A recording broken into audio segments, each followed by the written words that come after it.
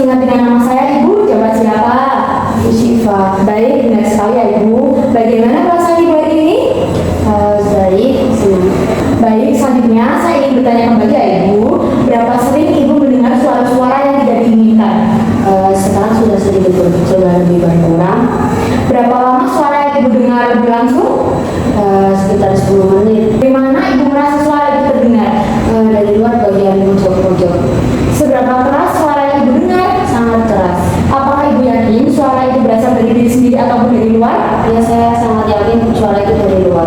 Seberapa sering isi suara yang Ibu dengar itu bersifat negatif? Sangat sering. Apa isi suara yang Ibu dengar? Suara itu mengajak saya untuk melawan kegiatan negatif seperti menyakiti diri sendiri. Seberapa sering Ibu merasa tidak nyaman karena suara yang Ibu dengar? Sangat sering.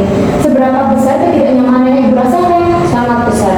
Seberapa besar gangguan yang disebabkan oleh suara dalam kehidupan sehari-hari Ibu? Sangat mengganggu aktivitas saya. Seberapa baik Ibu dalam mengendalikan suara yang muncul? Sangat cukup baik. Lalu apakah Ibu masih ingat ada beberapa cara yang sudah diajarkan untuk mengontrol halusinasi Ibu? Ada 3. Baik, coba Ibu sebutkan apa saja dan bagaimana cara melakukannya. Yang pertama yaitu menghadir, berbicara dengan tegas dan bertelinga sambil bilang pergi. Kalau itu suara palsu. Yang kedua yaitu berbincang-bincang, mengajak seseorang yang tidak berbicara ketika kita mendengarkan suara-suara agar kita mengambil suara. Yang ketiga yaitu aktivitas sehari-hari, yaitu bersifat memperhatikan tempat tidur. Bagus sekali Ibu, ternyata Ibu masih mengingatnya dan dapat melakukannya. Apakah Ibu sudah melakukan teknik menghardik, bercakap-cakap dengan orang lain dan melakukan kegiatan untuk mengontrol halusinasi seperti yang saya ajarkan? Sudah. Selain dari cara yang telah Ibu sebutkan tadi, apakah Ibu mengerti cara lain untuk mengontrol halusinasi Ibu? Tidak mengerti. Baiklah Ibu, seperti yang saya kemarin, hari ini kita akan belajar mengenai cara yang keempat, yaitu minum obat. Tujuannya untuk mengontrol halusinasi yang muncul dengan mengendalikan gejala halusinasi yang muncul. Tujuannya itu mengontrol halusinasi dengan mengendalikan gejala halusinasi yang muncul. Apakah Ibu bersedia? Bersedia. Ibu mau berapa lama kita berbincang-bincang? Bagaimana kalau 15 menit?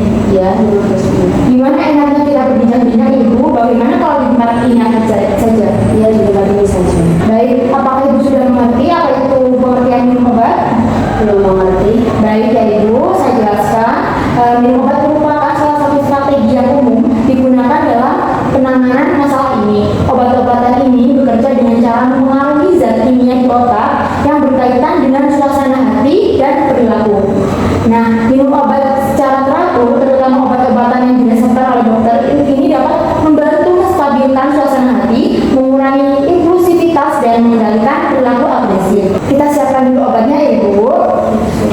Ya, kita siapkan obatnya terlebih dahulu ya Ibu. Kita siapkan obat, lalu air putih. Sebelum minum obat, Ibu lihat dulu label di kotak obat apakah benar nama Ibu tertulis di situ, berapa dosis yang harus diminum dan jam berapa saja harus diminum. Baca juga nama obatnya apakah sudah benar. Di sini minta obatnya sama perawat, kemudian cek lagi apakah benar obatnya. Ibu pastikan apakah obat diminum sebelum atau setelah makan. Jangan pernah menghentikan minum obat sebelum konsultasi dengan dokter ya Ibu, karena dapat terjadi kekambuhan. Bila nanti setelah minum obat mulut Ibu terasa kering, untuk membantu mengatasinya, Ibu bisa menghisap es batu. Bila mata terasa berkunang-kunang, Ibu sebaiknya istirahat dan jangan beraktivitas terlebih dahulu. Baik, setelah saya jelaskan dan contohkan, Ibu sekarang mengulangi yang saya ajarkan ya Ibu.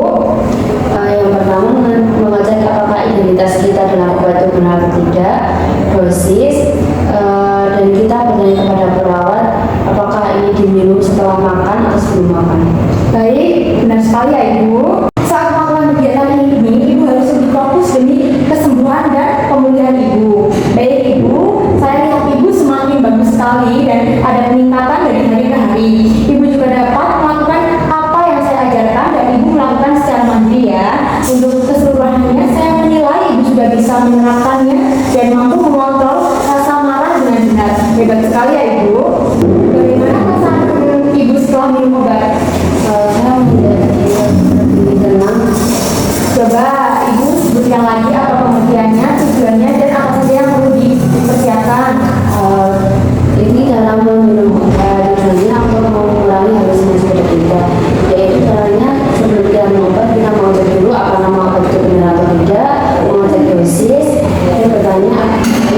sebelum makan atau setelah makan. Ibu, coba sebutkan kembali 4 cara mencegah dan mengontrol halusinasi yang sudah saya ajarkan. Yang pertama yaitu cara menghadapi, yaitu kita menutup bicara dengan jelas, menutup telinga dan berbicara pergi kamu itu suara palsu. Yang kedua yaitu berbincang-bincang, menarik seseorang yang di sekitar kita untuk diajak kita untuk berbicara di saat ada suara-suara yang muncul. Yang ketiga yaitu beraktivitas apa yang kita sukai seperti dengan parabol. Yang keempat yaitu meminum obat untuk mengurangi halusinasi pada kita. Baik, selama ini Ibu mengalami halusinasi, Ibu tidak meminum obat dengan benar. Kita kan sudah latihan ya Ibu. Ibu harus rajin meminum obatnya ya Ibu agar terkontrol halusinasinya. Ibu nanti coba perhatikan latihan tadi, bagaimana jika saya masukkan ke dalam jadwal harian Ibu. Baiklah Ibu, bagaimana kalau kita bertemu lagi untuk melihat sejauh mana Ibu melaksanakan teknik mengontrol halusinasi. Kita jadwalkan kembali untuk waktunya bersama tim kesehatan lainnya untuk Ibu konsultasi. Apakah Ibu bersedia? Ya, bersedia. Waktunya nanti akan saya informasikan kembali ya Ibu. Untuk tempatnya nanti bisa di sini saja, serta bisa direncanakan kembali perihal masalah Ibu. Bagus sekali ya Ibu hari ini kerjasamanya. Jika sudah cukup, saya izin pamit lebih dahulu ya Ibu. Terima kasih kembali.